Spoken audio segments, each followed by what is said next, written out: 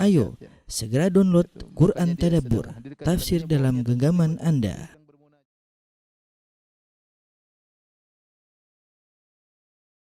Bismillahirrahmanirrahim. Assalamualaikum warahmatullahi wabarakatuh. Alhamdulillahi ala ihsanih wa syukru lahu ala taufiqihi wa amtinanih. Wa asyhadu an la ilaha illallah wahdahu la syarika lahu ta'ziman li sya'nih. Wa asyhadu anna Muhammadan abduhu wa rasuluhu da'ila ridwanih. Allahumma salli alaihi wa ala alihi wa ashabihi wa ikhwanih. Para ikhwan dan akhwat, para pemirsa sekalian, para jamaah Masjid Tarbiyah Cilandak yang dirahmati Allah Subhanahu wa taala. Kita lanjutkan bahasan kita tentang sirah nabawiyah dan kita telah membahas pada pertemuan lalu tentang muqaddimah dari perjanjian Al-Hudaybiyah atau Sulhul Hudaybiyah. Itu perjanjian damai Al-Hudaybiyah. Telah kita sebutkan bahwasanya Nabi SAW datang dengan sekitar 1.400 sahabat dalam rangka untuk melaksanakan umrah, sehingga mereka membawa silahul musafirin, yaitu pedang secukupnya sebagaimana orang yang sedang bersafar, bukan untuk berperang tapi untuk membela diri kalau ada yang mengganggu, sehingga mereka membawa senjata secukupnya. Kemudian telah kita sebutkan ketika Nabi SAW mengarahkan ontanya ke Mekah, tahu-tahu ontanya yang namanya Al-Qaswa berhenti, menderum, tidak mau berjalan, ya, tidak mau berjalan. Tentu dari perintah Allah Subhanahu wa taala unta tersebut tidak mau berjalan, dan Nabi sallallahu alaihi wasallam mengatakan ma khala'atil qaswa wa ma zakalaha bi khuluq. Sungguhnya untaku tidak mau berjalan, dan itu bukan akhlaknya. Artinya Nabi mengatakan untaku ini selalu nurut. Ya, untaku selalu nurut. Ketika ada sahabat mengatakan untanya tidak nurut, tidak mau jalan, Nabi bela. Nabi mengatakan untaku ini selalu nurut. Bukan akhlaknya dia tidak nurut, ya. Ini dalil kata para ulama. Nabi bahkan membela hewan. Kalau hewan dizalimi, dikata-katain dengan kata yang tidak benar, maka Nabi membela alaihi salatu wassalam. Walakin habasaha habisul fil, tetapi unta tersebut ditahan oleh Allah Subhanahu wa taala, sebagaimana kita jelaskan, karena seandainya Nabi masuk dengan untanya masuk ke kota Makkah akan terjadi pertempuran, dan kalau terjadi pertempuran akan terjadi ada yang meninggal, tewas dalam pertempuran tersebut, sementara Allah Subhanahu wa taala tidak ingin terjadi pertempuran karena orang-orang Quraisy yang ada di Mekah di kemudian hari akan masuk Islam. Bahkan mereka akan menjadi para mujahidin seperti Khalid bin Walid, Abu Sufyan dan yang lainnya, Ikrimah bin Abi Jahal, dan banyak yang mereka akhirnya masuk Islam. Setelah ontanya tidak mau jalan, akhirnya Rasulullah SAW arahkan ontanya ke arah lain, tidak ke arah masuk kota Mekah, ya. Ontanya ketika berjalan ke arah lain, ontanya mau sampai ontanya tiba di penghujung Al-Hudaybiyah, ya, penghujung Al-Hudaybiyah. Ala samadin qalilil ma yatarabbadhuhu. Ternyata Rasulullah singgah di suatu tempat di Hudaybiyah. Di situ ada sumber air yang sedikit, seperti macam ada lubang, tetapi airnya cuma sedikit, sementara para sahabat butuh dengan air. Mulailah para sahabat mengambil air dari lubang kecil tersebut, ya, mungkin ada genangan, diambil sedikit-sedikit. Tidak lama kemudian air semua habis. Ya, sementara mereka butuh air. Maka orang-orang mengeluh tentang rasa haus yang mereka rasakan, dan ketika itu musim sangat panas. Al-harus syadidan, kana al-harus syadidan.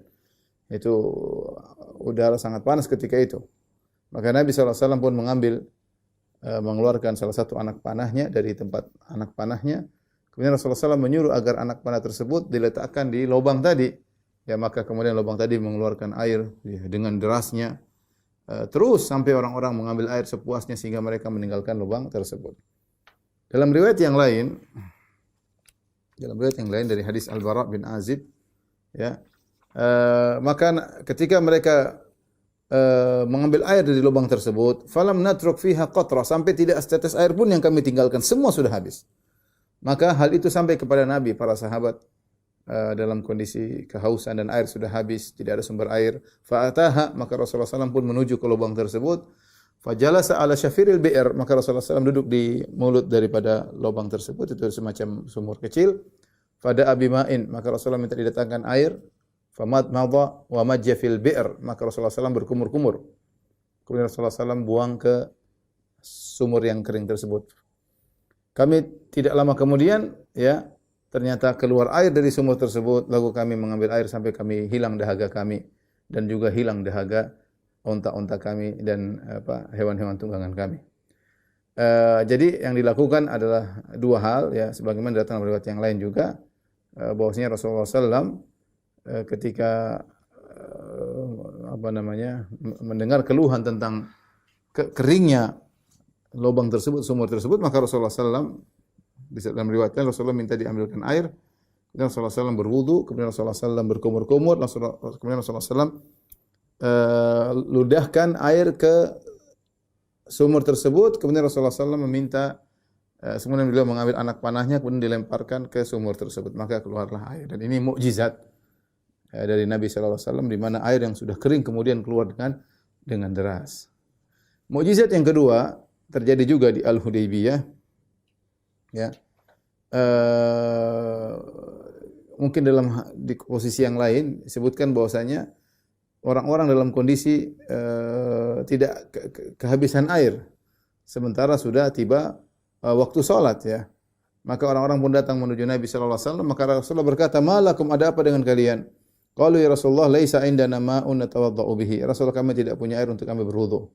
Ya, kecuali wala nashrabu illa ma fi riqwatika, dan kami tidak bisa minum kecuali sisa air yang ada di tempat airmu. Maka Rasulullah SAW pun memasukkan tangannya dalam tempat airnya. Kemudian Rasulullah SAW keluarkan tangannya, maka mengalirlah air dari sela-sela jari Nabi sallallahu alaihi wasallam. Kata Jabir bin Abdullah yang meriwayatkan hadis ini, "Fasyaribna wa tawadda'na." Kami minum, kami berwudu. Air terus mengalir di tangan Nabi sallallahu alaihi wasallam. Maka ditanyakan kepada Jabir, "Berapa kalian ketika itu jumlah kalian?" Kata Jabir, "Lau kunna mi'ata alfin lakafana." Seandainya kami jumlahnya 100.000 maka cukup. Kunna 15 mi'ah. Kami waktu itu 1.500 orang.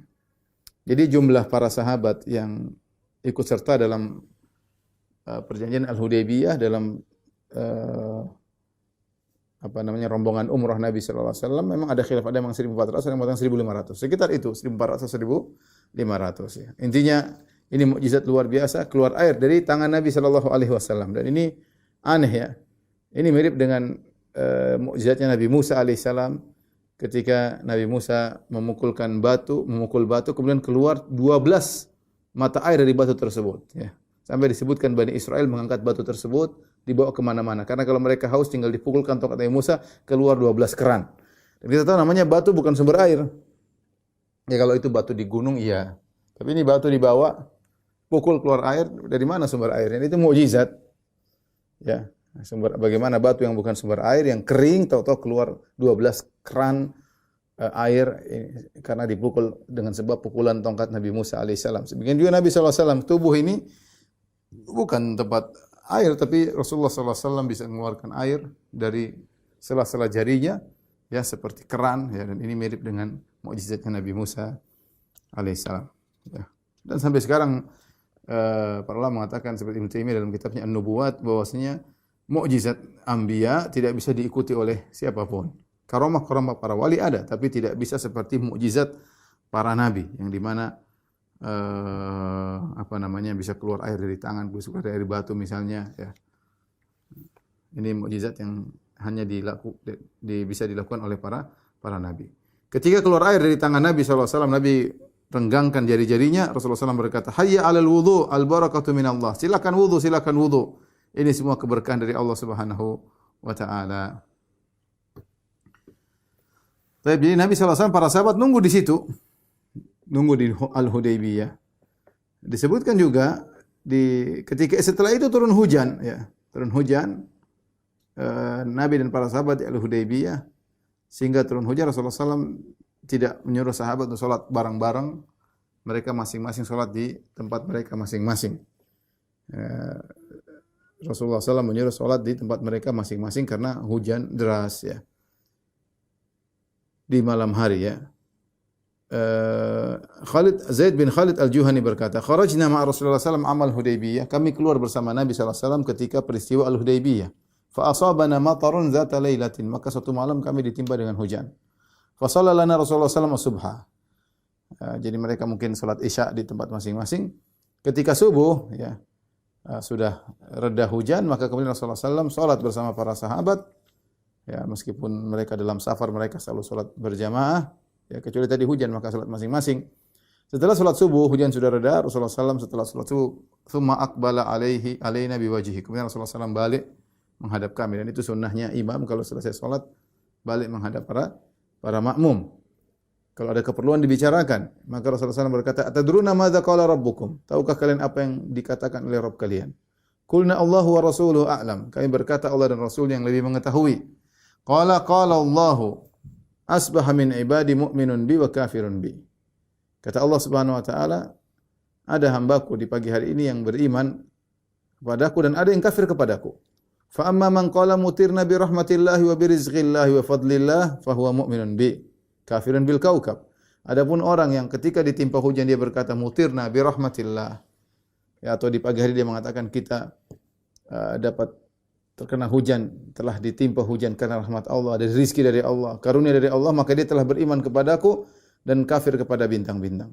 Wa amma man qala mutirna bin najmi kadza fa huwa mu'minun bil kaukab kafirun bi. Adapun yang berkata kami hujan karena bintang ini bintang anu, maka sungguh dia telah beriman kepada bintang-bintang dan kafir kepadaku.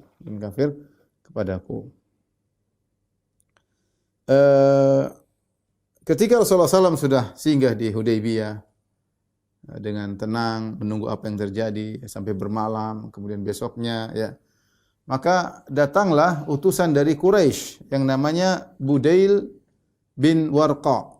Budail bin Warqa al-Khuzai.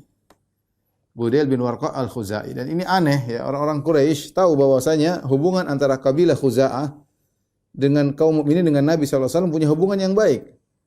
Dan Khuza'ah tidak pernah berkhianat kepada kaum muslimin dan mereka tidak menyembunyikan perkara kepada kaum muslimin. Ini rupanya sepertinya orang-orang Quraisy ketika mendengar perkataan Nabi bahwasanya Quraisy sudah payah, sudah sering berperang, sudah letih. Ya, kemudian Nabi SAW tidak ingin berperang, Rasulullah SAW hanya ingin umrah. Ya, ini ternyata mungkin buat mereka juga berpikir panjang sehingga yang mereka kirim sebagai perantara bukan orang yang bengis, tetapi orang dari kabilah Khuza'ah yang mereka namanya kabilah Khuza'ah ini punya hubungan dekat dengan kaum muslimin. Mereka musyrikin kabilah Khuza'ah tapi mereka punya hubungan dekat dengan kaum muslimin, ya. Maka datanglah Budail bin Warqa al-Khuzai. Kemudian dia berkata kepada Nabi SAW, ya, dan Khuza'ah ada yang muslim, ada yang kafir. Ketika itu ini dia masih kafir. Budail bin Warqa kafir. Inni taraktu Ka'ab bin Lu'ay wa Amir bin Lu'ay nazalu a'dada miyahil Hudaybiyah. Maka Budail bin Warqa al-Khuzai berkata, "Ya Muhammad, sungguhnya aku meninggalkan di belakangku ada seorang namanya Ka'ab bin Lu'ay dan ada juga yang namanya Amir bin Lu'ay. Nazalu a'dada miyahil Hudaybiyah. Mereka telah menguasai sumur-sumur yang ada di Hudaybiyah. Itu mereka siap di sana. Ya, wa ma'ahum al-'udhu al-matafil."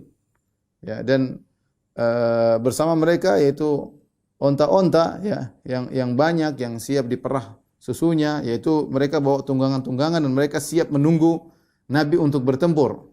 Wa hum muqatiluka wa sadduka 'anil bait, dan mereka siap bertempur melawan engkau wahai Muhammad dan mereka akan menghalangi engkau dari umrah. Kau tidak akan bisa masuk, tidak akan bisa pergi ke Ka'bah.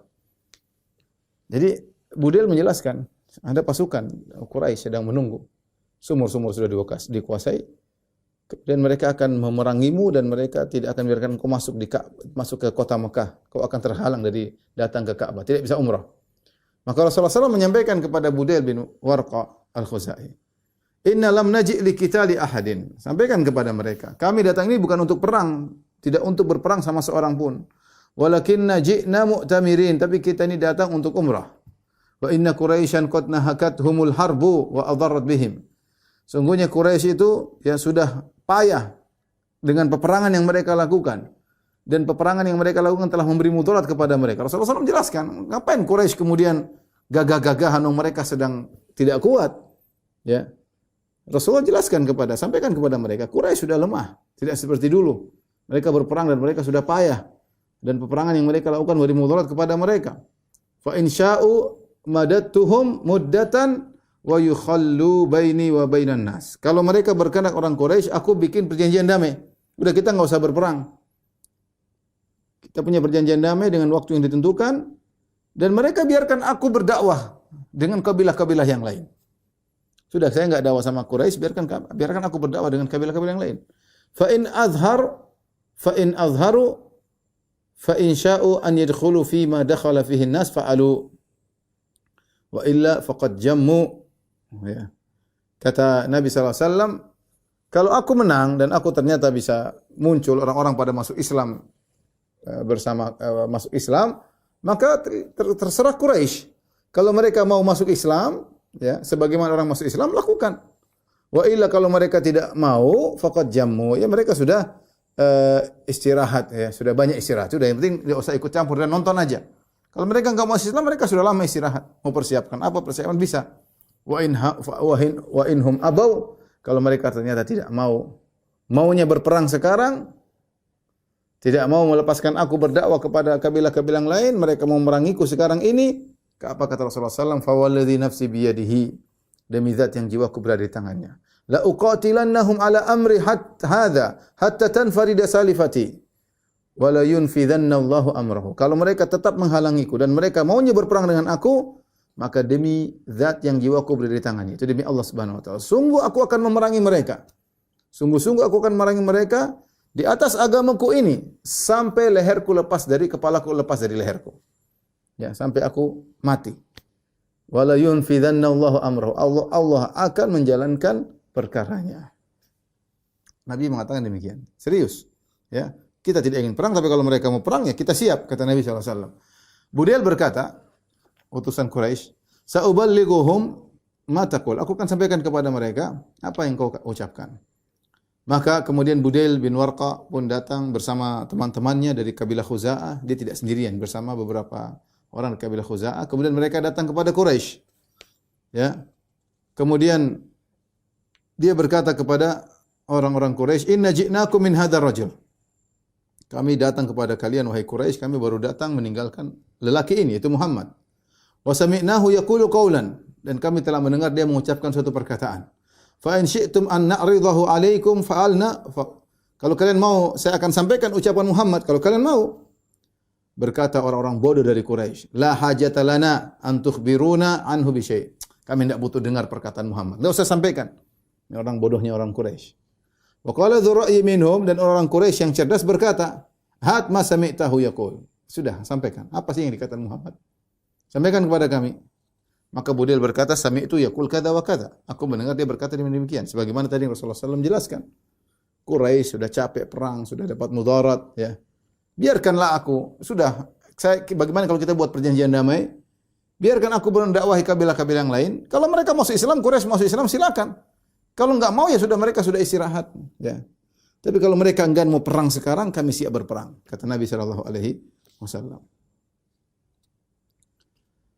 Dalam riwayat yang lain Budail berkata, "Ya ma'syara Quraisy, wahai orang-orang Quraisy kalian, innakum ta'jaluna ala Muhammad." Kalian terlalu terburu-buru kepada Muhammad mengambil keputusan. Wa inna Muhammadan lam ya'ti li qital. Muhammad itu datang bukan untuk berperang. Inna ma ja'a za'iran li hadzal bait. Dia datang untuk umrah, menziarahi Ka'bah, mu'azziman li haqqihi, dalam rangka untuk mengagungkan Ka'bah. Maka mereka penuduh Budail bin Warqa, fattahamuhum. Ini enggak beres ini Budail, ya. Kenapa? Karena dia kabilah Khuza'ah, dan kabilah Khuza'ah punya hubungan baik dengan kaum muslimin. Ya, rupanya Budail ini nyampein seakan-akan dia membela Rasulullah sallallahu alaihi wasallam. Seakan dia mengatakan, "Ya sudah, ngapain kalian perangi Muhammad? Muhammad datang mau umrah kok dilarang-larang." Dan ini suatu hal yang tersebar di antero jazirah Arab. Bosnya orang datang untuk umrah tidak boleh diganggu. Jadi Nabi sallallahu alaihi wasallam punya kaidah umum atau undang-undang umum, orang yang datang untuk umrah tidak boleh diganggu. Makanya Khuza'ah mengatakan, kabilah Khuza'ah mengatakan, dia datang mau umrah, kalian terlalu tergesa-gesa nuduh dia mau perang, dia tidak mau perang Muhammad, dia datang untuk umrah, ya biarin aja dia mau umrah. Ya, sebagaimana kita ketahui ini peraturan undang-undang di Jazirah Arab, yang mau umrah tidak boleh diganggu. Apa kata Quraisy?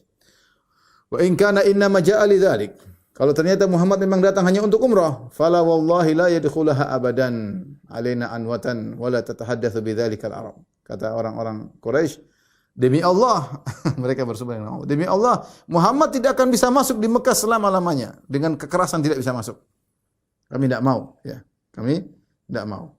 Wala tatahaddatsu bidzalikal Arab. Nanti orang-orang Arab akan berbicara, Quraisy tidak bisa bergerak, tidak bisa berkutik, Muhammad bisa masuk, mereka tidak bisa apa-apa. Tidak bisa. Kami tidak mau jadi bahan gunjingan orang-orang Arab yang lainnya, bahwasanya Quraisy sudah lemah sehingga Muhammad, musuh mereka, datang umrah, mereka tidak bisa menghadangi Muhammad. Akhirnya Quraisy berpikir lagi. Tapi mereka juga enggak berani perang. tidak mengatakan perang, tidak berani juga. Ya, perkataan Rasulullah SAW masuk akal. Mereka sudah lemah. Sejak pulang dari Ghazwah Al-Khandaq, dari perang Khandaq, orang-orang Arab sudah meninggalkan mereka, ya, karena mereka sudah puncak-puncaknya 10.000 datang, ternyata gagal, nggak ada apa-apa. Ya, mereka mau ngajak lagi, mungkin orang-orang berpikir 2 kali. Ya.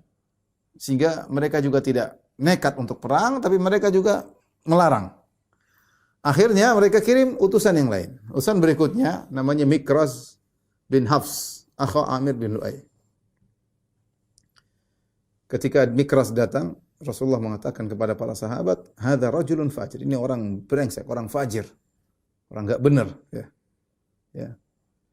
Ketika Rasulullah SAW, orang itu sudah tiba di depan Rasulullah SAW dan ngomong kepada Nabi SAW, maka Nabi mengatakan sama yang Nabi ucapkan kepada Budail bin Warqa al-Khuzai. Kemudian dia pun pulang, bertemu Quraisy, dia mengatakan benar. Yang disampaikan Budail benar. Muhammad bilang kepada saya juga sama. Orang Quraisy tidak puas. Tidak mau berdamai dengan Nabi dan tidak mau Nabi masuk untuk umrah. Maka mereka mengirim utusan berikutnya nama Al-His bin Alqamah. Quraisy mengirim utusan ketiga, Al-His bin Alqamah. Al-His bin Alqamah Al-Kinani, dan dia adalah pemimpin dari orang-orang Ahabish, orang-orang Habish ini yang dibawa, yang masih bisa diajak oleh orang Quraisy untuk menyerang kaum muslimin. Karena orang Quraisy dia tidak bisa ngambil dari jauh-jauh dari kabilah Ghatafan, sudah enggak bisa, terlalu jauh. Sehingga dia ngambil Ahabish, itu sekelompok orang-orang Arab, ya, yang ada di sekitar kota Mekah diajak, dan pimpinannya adalah Al-His bin Alqamah Al-Kinani. Ketika Rasulullah SAW melihat utusan Quraisy namanya Al-His bin Alqamah Al-Kinani, Rasulullah SAW berkata, "Hadza min qaumin yu'azzimuna al-budna fab'athuha lahu." Ini orang termasuk dari kaum yang menghormati al-budun. Al-budun itu maksudnya hewan-hewan yang akan disumbangkan kepada Allah dan akan disembelih di Mekah. Dan kita sudah sampaikan Rasulullah SAW ketika hendak pergi umrah, Rasulullah SAW menyiapkan onta-onta. Rasulullah SAW lukai punuknya, di darahnya, kemudian diusap-usap di punuknya untuk menunjukkan ini onta akan diserahkan di Mekah untuk disembelih. Saya sudah sampaikan ini sunnah yang ditinggalkan sekarang. Sekarang nggak ada orang umrah bawa onta dikirim ke Mekah, sekarang nggak ada. Yang ada cuma haji, kemudian itu pun tidak dibawa dari tempat tinggal, tapi dibeli yang sudah ada di Mekah. Tapi intinya orang-orang Arab dahulu mereka mengagungkan Ka'bah, dan mereka mengagungkan kalau ada hewan-hewan korban yang dikirim untuk disembelih di Mekah yang namanya al-budun. Ya. Maka kata Nabi, ini orang yang datang, dia menghormati Ka'bah dan dia menghormati onta-onta yang diserahkan untuk Ka'bah. Lepaskan onta-onta di hadapannya. Itu al-hadiyu. Maka para sahabat kemudian menampakkan onta-onta di hadapan dia yang sudah siap dikasih tanda, ya. Kemudian ini menunjukkan ini onta mau disembelih untuk Allah Subhanahu wa taala. Kemudian begitu dia datang, para sahabat bertalbiyah, labbaik Allahumma labbaik, labbaik la syarika lak labbaik. Wah, ini orang pada mau umrah. Akhirnya Al-Hils dia berkata, Subhanallah, maha suci Allah. Ma yang bagi liha ulai an yusaddu anil bait. Ini orang tidak boleh dilarang untuk pergi ke Mekah. Tidak boleh dilarang untuk, mereka mau umrah, kenapa dilarang? Akhirnya dia pulang kepada orang Quraisy. Dia berkata, ya, dia tidak sampai datang kepada Nabi, tidak sampai ngobrol sama Nabi. Jadi baru diutus, baru lihat unta-unta ternyata disiap untuk dikirim ke Mekah, para sahabat bertalbiyah, dia mundur langsung, belum sampai ketemu Nabi. Maka dia berkata kepada para sahabat, para orang-orang Quraisy, "Ra'aitul budna qad kullidat wa usyirat." Wahai orang-orang Quraisy sekalian, aku telah melihat onta-onta telah dikullidat. Kullidat itu digantung-gantung dengan suatu tali-tali atau sesuatu yang menunjukkan dia adalah onta disembelih di jalan Allah Subhanahu wa taala untuk diletakkan di Mekah. Wa usyirat, dan telah di-isy'ar, yaitu tadi saya katakan punuknya dilukai dan darahnya digosok-gosokkan di punuk sebagai tanda bahwa sini onta ini adalah onta korban. Fama ara an yusaddu anil bait. Menurutku mereka tidak boleh dilarang untuk umrah. Ya. Faqalu ijlis. Kata mereka, duduk kamu. Kamu ini utusan untuk bela kami, kok malah bela Muhammad. Fa inna ma anta arabiyyun la ilma laka. Kau ini Arab Badui, enggak punya ilmu, kata orang Quraisy. Jadi mereka ngutus dia untuk membela orang Quraisy, ini malah bela Muhammad. Kata ijlis. Duduk. Ente Arabi, Arab Badui, ya. La ilma laka, kau tidak punya ilmu sama sekali. Faqadhibal Hils bin Alqamah. Hils bin Alqamah Al-Kinani marah ketika dibilang Arab Badui. Dia berkata, "Ya ma'syar Quraisy, orang Quraisy kalian. Wallahi ma ala hadza halafnakum." Saya bukan begini untuk dikatakan Arab Badui, dikatakan orang goblok. Kami bersekutu dengan kalian bukan untuk ini. Wala ala hadza aqadnakum, dan bukan kali ini kami mengambil janji dengan kalian. Ayusaddu anil baitillah man jaa mu'azziman lahu. Apakah ada orang yang datang untuk mengagungkan Ka'bah kalian larang? Walladzi nafsul hilsi biyadihi. Demi Allah yang jiwa al-hils di tangannya, la tukhallunna baina Muhammadin wa baina ma jaa lahu aw la anfiranna bil ahabish nafrata rajulin wahid. Kalian biarkan Muhammad dan teman-temannya masuk untuk umrah, atau aku akan kirim anak buahku nyerang kalian. Dia malah berbalik bela Rasulullah SAW. Kata mereka, mah, kufa anna ya hils hatta na'khudha li anfusina ma narda bihi. Sudahlah hils, sudah urusan kami. Kau pulang aja, urusan kami dengan Muhammad. Biarkan kami mengambil keputusan yang kami suka dengan keputusan kami. Enggak usah ikut campur. Sudah dikirim berapa? Budail bin Warqa, Mikras bin Hafs, Al-Hils bin Alqamah. Tapi Al-Hils bin Alqamah tidak sampai ketemu. Akhirnya kirim orang ketiga yang ketemu, dan yang dikirim kali ini orang yang bukan dari Quraisy lagi, tapi dari Bani Thaqif, dari kabilah Thaqif, dari Taif. Ini menakjubkan, orang Quraisy tidak diutus, mereka sendiri yang datang ketemu. Nanti belakangan baru datang mereka. Ini pertama dikirim dari kabilah-kabilah lain, dari kabilah ini, menunjukkan mereka goyang. Akhirnya dikirimlah seorang bernama Urwah bin Mas'ud Ats-Tsaqafi. Siapa Urwah bin Mas'ud Ats-Tsaqafi? Urwah bin Mas'ud Ats-Tsaqafi ini adalah orang besar, terkenal. Orang hebat, terkenal di Taif dan terkenal di Mekah. Kita tahu Taif dengan Mekah dekat, sekitar 90 kilo. Mereka ini yang pernah berkata, wa qalu laula nuzzila hadzal Qur'anu ala rajulin minal qaryataini azim. Mereka berkata, seandainya Al-Quran ini turun kepada seorang yang agung di antara dua kota, yaitu mereka bilang seandainya Quran ini bukan turun kepada Muhammad, tapi turun kepada Urwah bin Mas'ud Ats-Tsaqafi. Ini orang top, sehingga mereka berangan-angan, Quran jangan turun sama Muhammad, turun saja sama orang ini. Ini orang hebat. Akhirnya datanglah Urwah bin Mas'ud Ats-Tsaqafi. Masih kafir ketika nanti masuk Islam dia. Dan dia berkata, ya ma'syar Quraisy, wahai orang-orang Quraisy kalian. Inni qad ra'aitu ma yalqa minkum min man tab'atsun ila Muhammadin idza ja'akum min at-ta'nif wa su'il lafzi. Aku lihat kalian yang ngutus orang kepada Muhammad. Kalau datang kalian marah-marah, kalian maki-maki orang tersebut. Gimana sih? Kalian ngutus fulan, Budail bin Warqa, Al-Hils bin Alqamah, Mikras, semuanya kalian utus. Kalau mereka datang kabar dari Muhammad, kalian tidak setuju, kalian marah-marahin mereka. Waqad araftum annakum walidun wa anni waladun. Kan kalian tahu aku punya hubungan baik dengan kalian. Ibuku dari suku Quraisy. Aku ini seperti anak kalian. Ya. Artinya dia yang menunjukkan saya ingin tolong kalian. Dan dia orang-orang hebat, terkenal. Waqad sami'tu billadzi nabakum, dan aku telah mendengar apa yang menimpa kalian Quraisy, berperang kalah, kemudian dipermalukan perang Khandaq, pulang enggak ada hasilnya. Fajama'tu man ata'ani min qaumi, maka aku kumpulkan orang-orang yang taat kepadaku dari kaumku. Tsumma ji'tu hatta asaitukum bi nafsi, dan aku sendiri datang, aku tidak mengutus anak buahku untuk bertemu dengan kalian. Aku datang sendiri agar aku ikut meredakan sebagai pelipur lara bagi kalian, bela sungkawa. Mereka berkata, "Shadaqta ma anta indana muttaham." Benar engkau wahai Urwah bin Mas'ud Ats-Tsaqafi, engkau tidak tertuduh. Artinya kau baik, kami tahu, ya, kami baik. Kemudian kata Urwah bin Mas'ud Ats-Tsaqafi, fa inna hadza qad arada alaikum khuttata rushdin aqbaluha. Ini si Muhammad telah menawarkan kepada kalian ide yang menarik, yang bagus, yaitu terimalah, yaitu damai, perjanjian damai. Dia sudah kan, Muhammad Rasulullah kan bilang, ya, kalau mereka mau, aku akan memberikan mereka waktu di mana kita perjanjian damai, biarkan aku dakwahi orang-orang.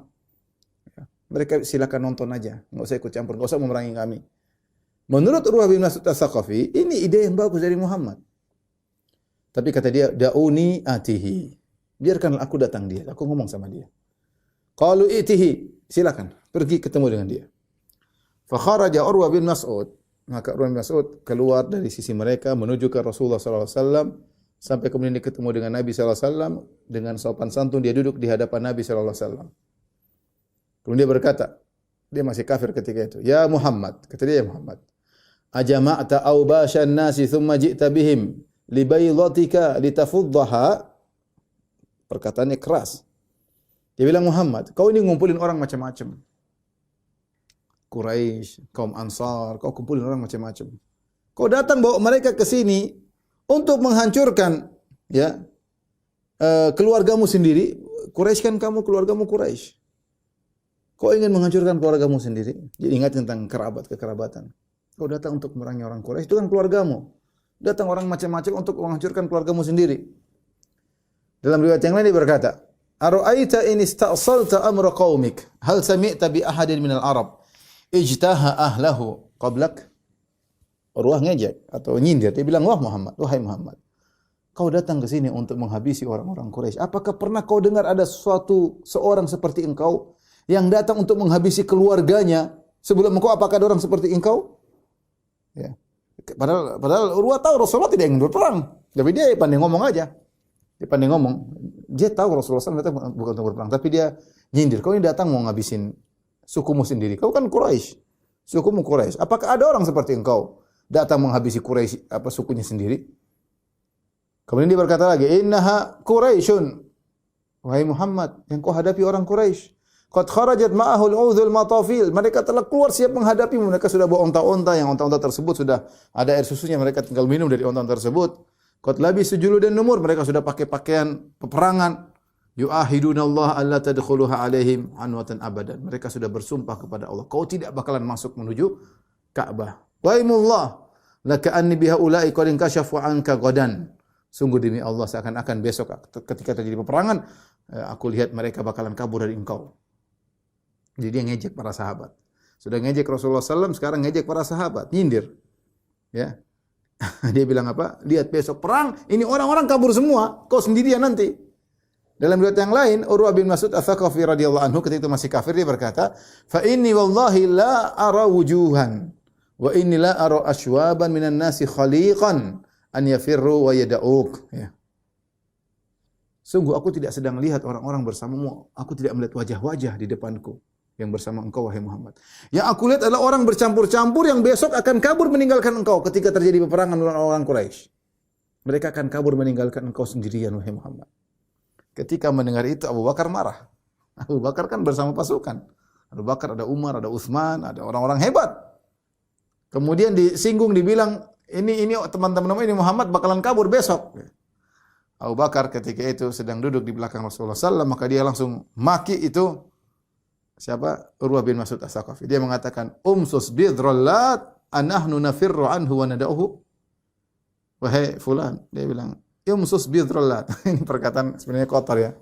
Maknanya itu kalau bahasa Indonesia, maksudnya wahai Urwah, isep itu kemaluan sesembahan kalian Lata ya.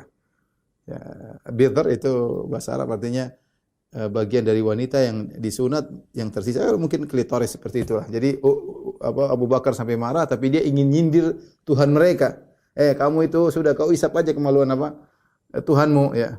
Anahnu nafirru anhu wa nad'u, kami akan meninggalkan Rasulullah dan kami akan membiarkannya. Enggak. Karena Abu Bakar sudah sangat, padahal Abu Bakar radhiyallahu anhu terkenal sangat halus, tapi dia sudah sangat marah. Dikatakan orang-orang sahabat Nabi pengecut dan akan kabur. Akhirnya Urwah bin Mas'ud berkata, "Man hadha ya Muhammad?" Ini siapa orang ini? Berani ngomong begitu sama saya. Ini sampai menghina Tuhannya. Ini siapa ini? Kata Rasulullah, "Hadza ibnu Abi Quhafah." Ya. Ini adalah Abu Bakar, putranya Abu Quhafah. Qala amma wallahi laula yadun kanat laka indi lam ajzika biha la ajabtuka. Maka apa kata Urwah bin Mas'ud? "Oh, ini Abu Bakar. Saya punya hutang budi sama dia dan saya belum bayar hutang budinya. Seandainya saya sudah bayar, saya akan bantah engkau, wahai Abu Bakar. Tapi saya belum bayar hutang budimu." Subhanallah. Orang Arab masih punya hutang budi, dia ingat ya, dia ingat. Ini orang pernah baik sama saya, tapi tidak disebutkan apa kebaikan tersebut. Tapi intinya Abu Bakar As-Siddiq adalah orang yang sering kesana kemari berdagang dan yang lainnya, dan dia mungkin punya berbuat baik kepada banyak orang, sampai berbuat baik kepada Urwah bin Mas'ud Ats-Tsaqafi ya di zaman jahiliyah dahulu. Sehingga Urwah bin Mas'ud Ats-Tsaqafi berkata, "Oh, ini Abu Bakar. Saya punya hutang budi sama dia dan saya belum bayar hutang budiku kepadanya. Kalau saya sudah bayar, tentu saya akan bantah dia." Mulailah Urwah bin Mas'ud Ats-Tsaqafi memegang jenggot Nabi SAW. Sambil ngomong dia pegang. Dia duduk di depan Nabi, dia pegang. Maksudnya dia ingin ambil hati Nabi, ya Rasulullah. Rasulullah jenggot panjang, dia pegang-pegang. Ya. Kalau ada orang marah-marah, pegangnya jenggotnya. Biar dia tidak tidak marah. Maka Urwah bin Mas'ud Ats-Tsaqafi, ini kebiasaan mereka, mungkin pegang jenggot menunjukkan penghormatan. Maka Urwah bin Mas'ud Ats-Tsaqafi mulai ngelus-ngelus jenggot Nabi SAW. Situ ada Al-Mughirah bin Syu'bah. Al-Mughirah bin Syu'bah berdiri di sisi Rasulullah SAW. Dan dia sedang memakai pedang dan dia pakai helm prajurit, mikfar. Ya. Kemudian faqara ayada Urwa bin na'lis saif. Ya.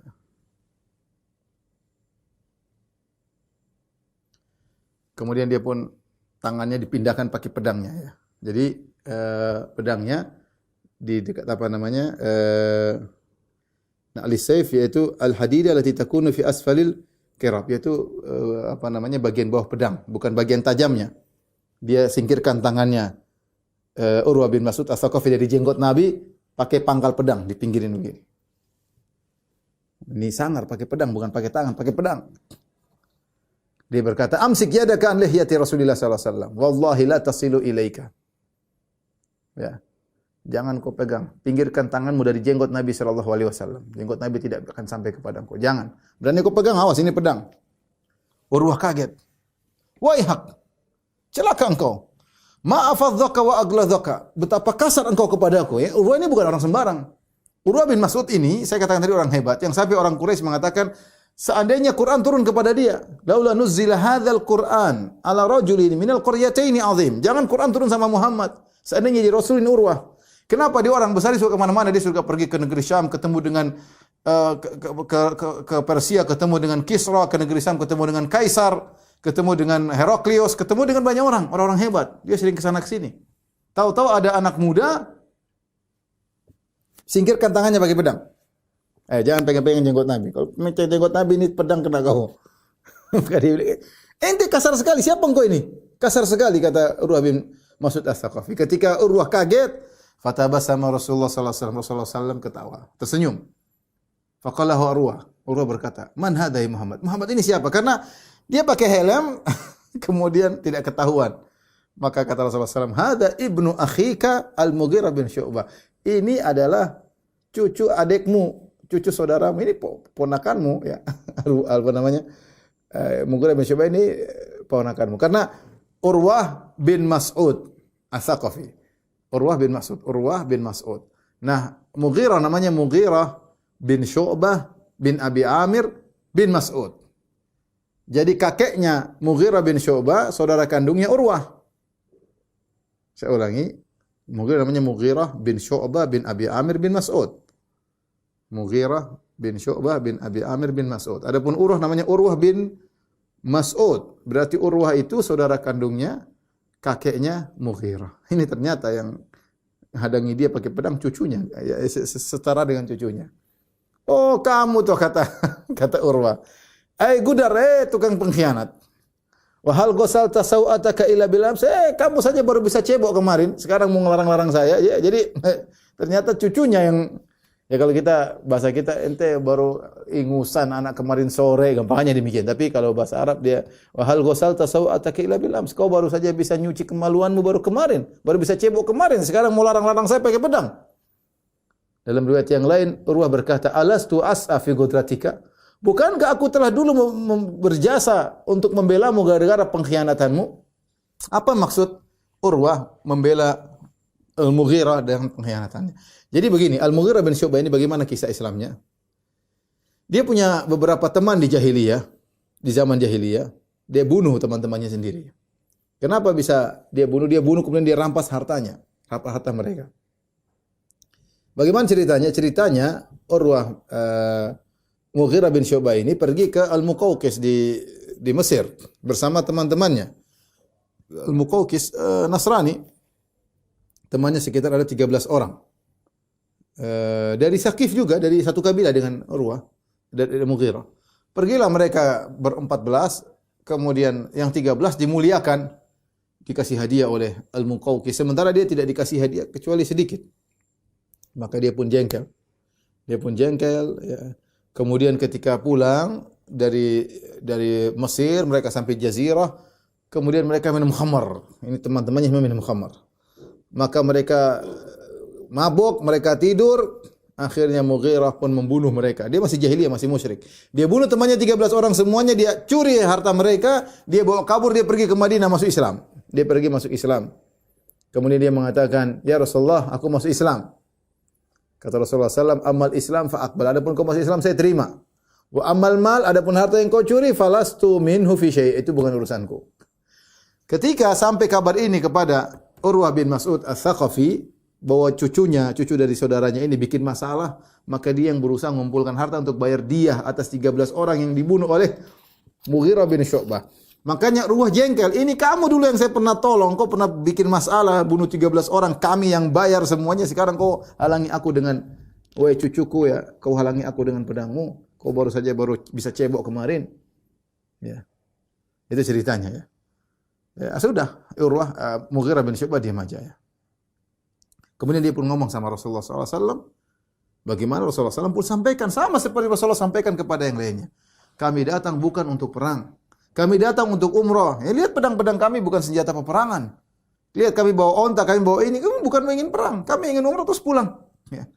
Bukankah orang Quraisy sudah pada capek. Kena musibah. Ditinggal oleh orang-orang. Kami tidak ingin perang. Kalau mau, kami tawarkan kepada orang Quraisy untuk damai. Rasulullah sampaikan tidak ada perkataan kedua, sama seperti utusan pertama, utusan kedua, utusan ketiga, utusan keempat. Ini utusan ketiga ya. Yang pertama adalah Budail, kemudian Al-Hils ya. Amikras, kemudian yang ini yang tiga Urwah. Kemudian Urwah setelah ngomong dengan Nabi SAW, dia memandang para sahabat. Dia perhatikan. Yarmuk itu dia perhatian. Bukan cuma ngelihat, perhatian dengan serius. Bagaimana sikap para sahabat terhadap Nabi. Tidaklah Rasulullah SAW buang dahak, kecuali para sahabat mengambil dahak tersebut. Ya. Kemudian mereka pun sahabat mengusap ke wajahnya dan ke badannya karena ludah Nabi SAW berkah. Urwah kaget.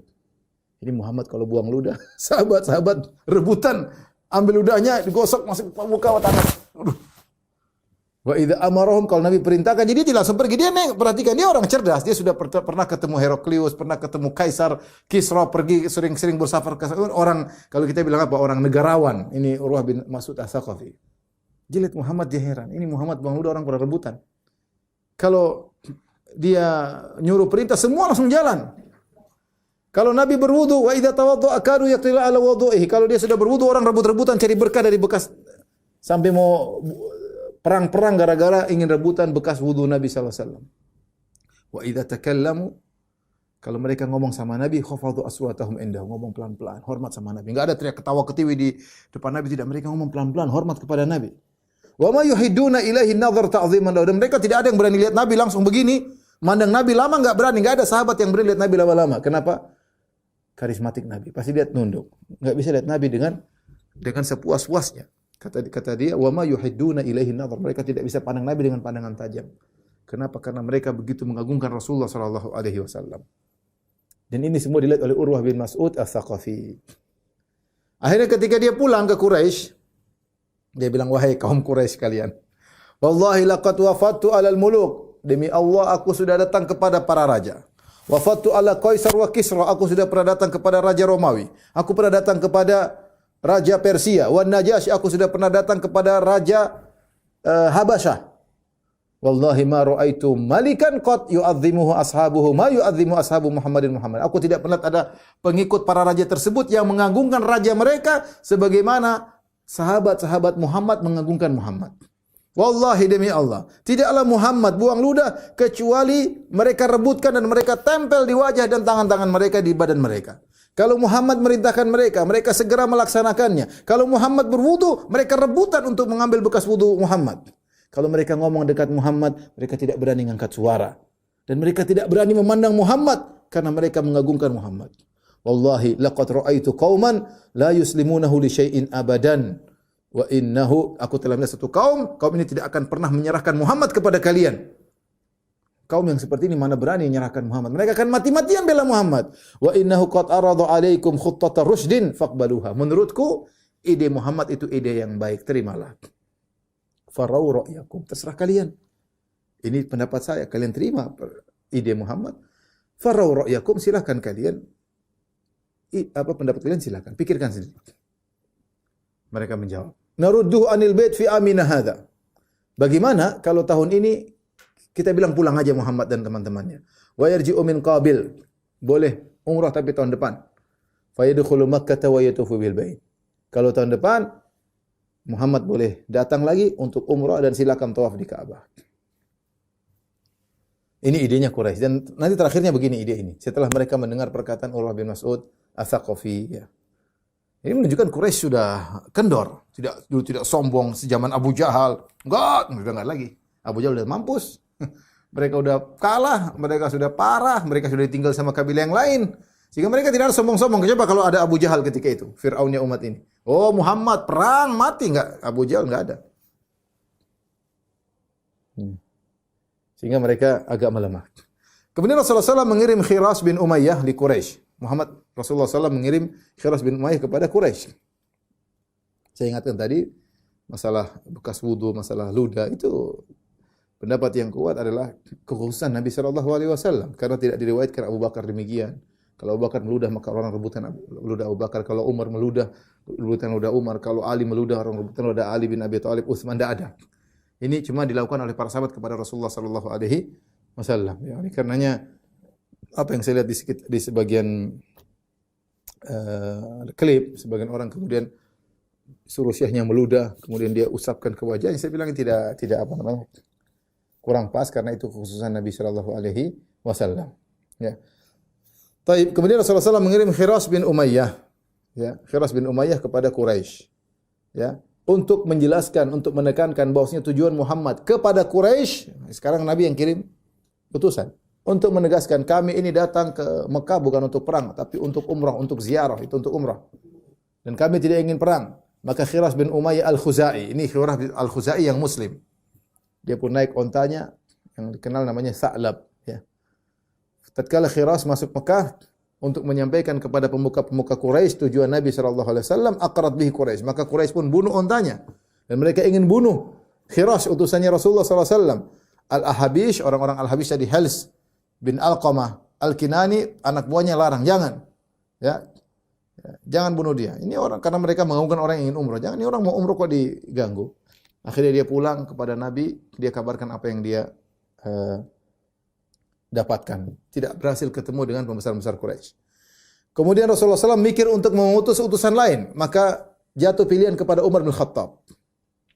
Wahai Umar, pergilah engkau ketemu dengan orang Quraisy. Sampaikan kepada pembesar-pembesar Quraisy, tujuan kita ke sini bukan untuk perang, untuk umrah. Umar berkata, ya Rasulullah, inni akhafu Quraisyan ala nafsi. Aku khawatir Quraisy melakukan sesuatu kepada aku, ya Rasulullah. Ya, sehingga tujuan tidak tercapai. Bukan Umar penakut, bukan. Tapi tujuan Muhammad SAW agar mencapaikan kabar tidak tercapai karena mereka dendam kepada Umar. Umar berkata, "Walaysa bi Makkah min Bani Adi bin Ka'ab ahadun yamna'uni." Tidak ada dari kerabatku Bani Adi yang ada di Mekah yang bisa membelaku. Ya. Jangan utus aku. Kenapa kalau utus aku tujuanmu tidak tercapai? Waqad arafat Quraisyun adawati iyyah. Engkau kan tahu orang Quraisy sangat benci kepadaku karena dulu Umar membela Quraisy ketika dia masuk Islam, dia benar habisi orang-orang Quraisy. Ya, ketika sampai dulu sahabat tidak ada yang bisa sholat di Ka'bah, ketika Umar masuk Islam mereka bisa sholat di Ka'bah, dijaga Umar. Yang mau melarang sini lawan saya. Jadi mereka tahu bagaimana permusuhan Umar. Sehingga Umar nanti mereka balas dendam sehingga tujuan engkau tidak tercapai dan tidak ada orang-orang dari kabilahku yang meskipun musyrik tidak ada di sana yang bisa belaku.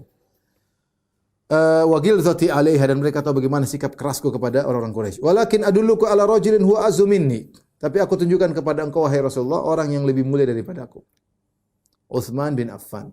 Utuslah Utsman bin Affan. Karena Utsman bin Affan punya keluarga banyak di Mekah. Maka Rasulullah SAW panggil Utsman bin Affan. Maka Rasulullah utus Utsman bin Affan pergi ke Quraisy untuk mengabarkan tujuan Rasulullah SAW. Bahwasanya kami datang bukan untuk perang. Kami datang hanya untuk umrah. Dan ini diantara keistimewaan Utsman bin Affan. Diutus dalam perjalanan maut. Masuk ke markasnya musuh dan bisa jadi dia dibunuh atau tidak. Maka Utsman bin Affan, kemudian dia masuk di kota Mekah, dia ketemu dengan seorang namanya Aban bin Sa'id Ibn al-As. Kemudian Aban bin Sa'id bin al-As kemudian membonceng Utsman, kemudian dia beri pengamanan. Dan ini boleh, dia beri pengamanan. Tidak ada yang boleh ganggu Utsman. Dia di bawah, meskipun ini Quraisy, meskipun ini musyrik, tidak ada yang boleh ganggu Utsman karena dia di bawah pengamananku. Sampai dia menyampaikan pesan Rasulullah SAW. Maka Utsman pun diantar sampai ke Abu Sufyan, bosnya Quraisy. Dan di sekitarnya ada orang-orang besar Quraisy. Maka Utsman pun menyampaikan tujuan Rasulullah ini bukan untuk apa-apa, tapi untuk umrah doang, bukan untuk perang. Ya. tatkala Utsman sudah menyampaikan apa yang pesan Rasulullah sallallahu alaihi wasallam, mereka berkata kepada Utsman, "In syi'ta an tatufa bil bait." Utsman, kalau kau mau kau tawaf duluan, umrah duluan. Fatuf bihi, silakan tawaf di Ka'bah, umrah duluan. Apa kata Utsman? Lihat bagaimana sahabat. Ma kuntu li af'ala hatta yatufa bihi Rasulullah. Aku tidak akan tawaf sampai Rasulullah yang tawaf duluan. Utsman tertahan tidak pulang sehingga waktu itu timbul isu bahwasanya Utsman dibunuh. Orang-orang Quraisy tahan Utsman, ditahan dulu ya. Karena mereka ingin bermusyawarah, ini apa yang mau disampaikan kepada Utsman kepada Nabi sallallahu alaihi wasallam dalam kondisi yang sulit ketika itu. Ya, mereka bermusyawarah ya. Setelah itu baru mereka mengutus Utsman dengan suatu jawaban kepada Rasulullah sallallahu alaihi wasallam. Tetapi ketika mereka diskusi lama, Utsman tertahan.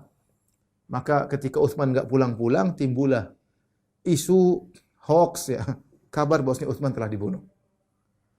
Ya. Dan Rasulullah SAW tidak tahu kondisi. Rasulullah SAW tidak tahu ilmu gaib, Utsman dibunuh atau tidak, Rasulullah SAW tidak tahu. Tapi kondisi mengerikan.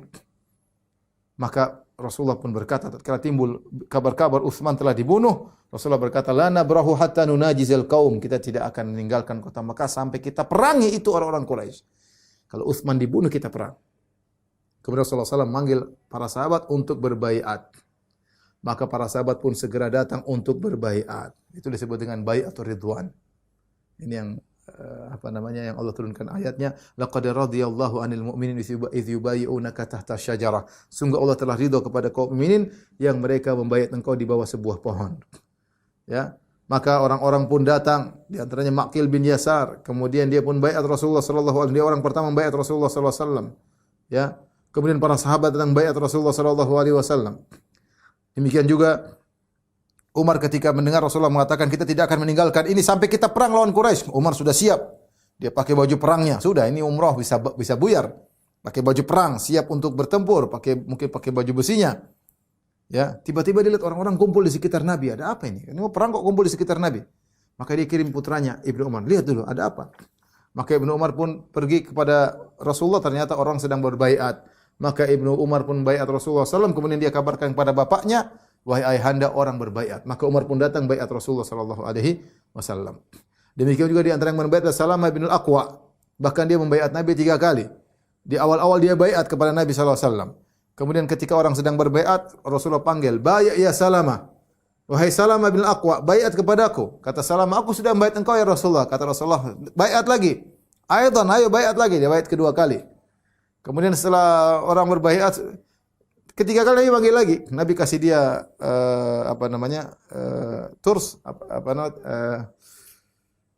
tameng ya. Rasulullah memberikan dia tameng. Kemudian Rasulullah SAW menyuruh dia untuk baiat lagi. Kata Rasulullah SAW, "Ala tubayyu'ini ya Salamah."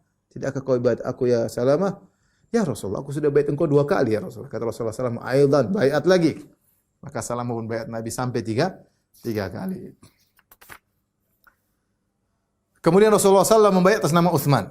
Rasulullah SAW pegang tangan kanannya, Rasulullah bilang, "Hadhihi yadu Utsman." Ini tangan Utsman. Kemudian dia pukulkan tangan kirinya. "Hadhihi li Utsman." Ini baiat Utsman. Jadi Utsman meskipun tidak hadir, Rasulullah SAW berbaiat atas nama Utsman. Kata Rasulullah, "Ini tangannya Utsman, dia berbaiat kepadaku." Ya, dan maka meskipun Utsman tidak ikut baiat, dia mendapatkan keutamaan baiat. Bahkan Rasulullah yang mewakilinya. Luar biasa. Utsman bin Affan radhiyallahu taala anhu ya. Mereka baiat untuk apa? Mereka baiat untuk 2 perkara. Baiat sampai mati membela Rasulullah SAW dan tidak bakalan kabur. Itu baiat para sahabat.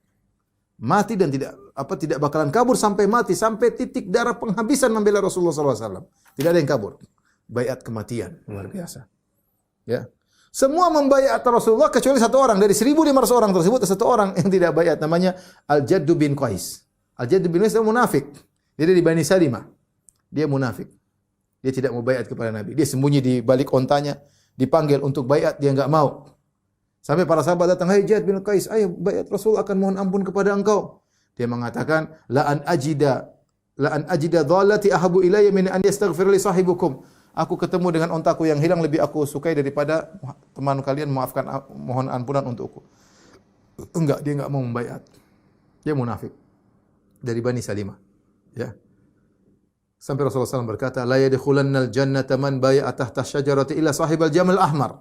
Semua yang baiatku di bawah pohon semuanya akan masuk surga kecuali Jad bin Al-Qais, pemilik onta merah tersebut. Dia punya onta yang putih yang disebut onta, orang bilang onta merah. Ya, dia tidak membaiat Rasulullah sallallahu alaihi wasallam. Siapakah Al-Jad bin Qais ini? Al-Jad bin Qais dari Bani Salimah, dari kaum Ansar. Bani Salimah itu di mana? Bani Salimah itu kalau kita ke Madinah tinggalnya di Masjid Qiblatain, itulah kampung Bani Salimah. Makanya dia mengatakan masjid namanya Masjid Bani Salimah. Tempat tinggal mereka agak jauh dari Masjid Nabawi. Ya. Mereka satu kelompok Bani Salimah yang tempatnya sekarang dibangun Masjid Al-Qiblatain. Suatu hari Rasulullah SAW, dia cemburu kepada Nabi SAW. Atau dia jengkel sama Nabi. Rasulullah SAW pernah bertanya kepada Bani Salimah ketika Rasulullah menguji mereka. Man sayyidukum ya Bani Salimah? Siapa pimpinan kalian wahai Bani Salimah? Maka mereka menjawab, Jaddu bin Qais. Ala anna nubakhiluhu. Dia pemimpin kami ya Rasulullah. Dia hebat dalam segala, cuma dia pelit. Dia pelit. Kemudian kata Rasulullah SAW, perhatikan ini. Wa ayyuda'in adwa minal bukhal. Penyakit apa yang lebih parah daripada pelit? Hati-hati, pelit itu penyakit paling parah. Tidak pantas menjadikan seorang menjadi pemimpin. Bal sayyidukum, akhirnya Rasulullah angkat pemimpin yang lain. Bal sayyidukum Amr bin Jamuh. Yang jadi pemimpin kalian Amr bin Jamuh. Ini mungkin yang bikin saat Jad bin Qais jengkel. Rasulullah lengsarkan dia, Rasulullah ganti dengan Amr ibn Jamuh. Kenapa? Karena dia pelit. Ya. Rasulullah SAW tadi telah muji orang-orang yang berbaiat. Kata Rasulullah SAW, la yadkhulun naru ahadun mimman bai'at tahta syajarah. Tidak seorang pun masuk neraka yang membaiat di bawah sebuah pohon. Bahkan dalam sebagai riwayat kata Nabi, antum khairu ahlil ardi. Kalian adalah penduduk bumi yang terbaik. Berapa jumlah mereka? 1.500. Kecuali satu orang saja itu yang masuk neraka, Jad bin Qais, karena dia munafik. Perhatikan ini, 1.500 kata Nabi semuanya masuk surga. Kemudian datang orang Rafidah, orang Syiah mengatakan semua sahabat masuk neraka kecuali 4 atau berapa orang. Kebalik. Rasul bilang semuanya masuk surga, kata mereka enggak, semuanya masuk neraka. Abu Bakar, Umar, Utsman paling pertama masuk neraka. Rasulullah mengatakan mereka masuk surga, kata mereka, kata orang Syiah, semuanya masuk neraka kecuali 4 orang. Ya. Sampai ada seorang namanya Hatib bin Abi Balta'ah. Hatib bin Abi Balta'ah ikut perang Badar dan dia juga ikut serta dalam perjanjian Hudaybiyah. Suatu hari mungkin dia berbuat salah kepada budaknya, ya. Maka budaknya datang kepada Rasulullah sallallahu alaihi wasallam mengeluh. Dia berkata, "Ya Rasulullah, la yadkhuluna hatibun nar." Ya Rasulullah, ini majikanku bakalan masuk neraka ya Rasulullah. Kata Rasul, "Kadzabta, kau dusta, la yadkhuluha." Majikanmu Hatib tidak bakalan masuk neraka. Kenapa? Innahu syahida Badran wal Hudaybiyah. Dia pernah ikut perang Badar dan dia ikut dalam perjanjian dalam apa? Bai'atur Ridwan. Dalam Bai'atur Ridwan. Dan ini keutamaan para sahabat yang sangat mulia, ya, karena mereka membaiat di bawah sebuah pohon. Bagaimana nasib pohon tersebut? Ini pembahasan kita terakhir malam hari ini. Pohon tersebut disembunyikan lokasinya oleh Nabi oleh Allah Subhanahu wa taala, ya. Dari Sa'id bin Musayyib, dari ayahnya, dan dia termasuk orang-orang yang membaiat Rasulullah sallallahu alaihi wasallam, ya. Di bawah sebuah pohon. Dia berkata, "Intalaqna fi qabilin hajin." Ya. Kami pun datang tahun berikutnya, ya, menuju Mekah. Tahun berikutnya, fa khafiya alaina makanuha, maka kami bingung tempat kami berbaiat kepada Nabi. Fa in kanat buyinat lakum fa antum a'lam. Kalau dijelaskan bagi kalian tentu kalian lebih tahu, tapi kami lupa. Kami yang baiat Nabi, kami lupa di mana posisi pohon. Al-Imam Al-Bukhari juga meriwayatkan dari Ibnu Umar. Perhatikan hadis yang agung. Ibnu Umar berkata, dan dia juga ikut baiat tadi, dia baiat bahkan sebelum Umar. Dia mengatakan, "Raja'ana minal amil muqbil." Tahun depan kami balik lagi untuk umrah. Ya. Nanti akan kita bahas, namanya umrah al-qadhiyah. Kata Ibnu Umar, "Famajtama'a minna itsnan ala syajarah." Tidak ada dua orang di antara kami yang sepakat di mana lokasi pohon. Kami bingung semuanya. Allati bay'ana tahtaha, yang kami pernah baiat, kami bingung di mana tempatnya. Tidak ada dua orang sepakat di sini. Semua khilaf, ada yang mengatakan sini, mengatakan sini. Allah hilangkan lokasinya. Apa kata Ibnu Umar? Fakanat rahmatan minallah. Allah menghilangkan posisi pohon tersebut dan rahmat dari Allah Subhanahu wa taala. Ibnu Hajar Al-Asqalani ketika mengomentari ini, dan ini juga banyak ahli hadis seperti Ibnu Battal, Ibnu Hajar mengatakan wal hikmah min ikhfaiha.